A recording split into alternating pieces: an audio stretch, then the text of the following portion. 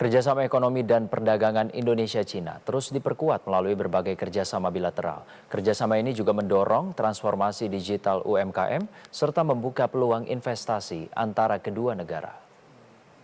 International E-commerce Industry Expo. Pemerintah Indonesia mendorong peningkatan ekonomi daerah melalui berbagai kerjasama, salah satunya dengan investor asal Cina.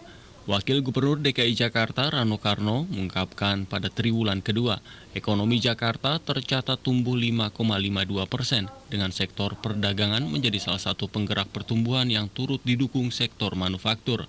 Hal itu disampaikan pada konferensi pers China Indonesia International E-commerce Industry Expo 2026. Wagub DKI Jakarta Rano Karno menilai kolaborasi Indonesia dan China dalam pameran ini dapat memperkuat posisi Jakarta sebagai pusat ekonomi nasional sekaligus membuka akses pelaku usaha lokal menuju pasar global. Harapannya CIII ini tidak berhenti sebagai pameran saja, tetapi berhasil mengangkat kerjasama yang konkret, investasi baru dan akses pasar yang lebih luas, dan peluang bisnis bagi UMKM Jakarta.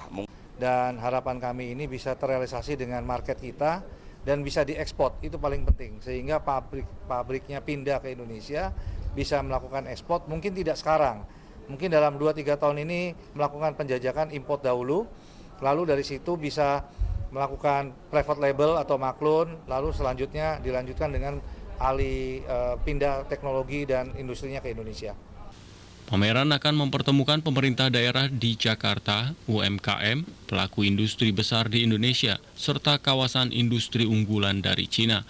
Pameran diharapkan dapat menjadi jembatan untuk mempertemukan kebutuhan dan pasokan antar pelaku usaha, sekaligus mendorong realisasi kerjasama perdagangan dan investasi Indonesia-Cina.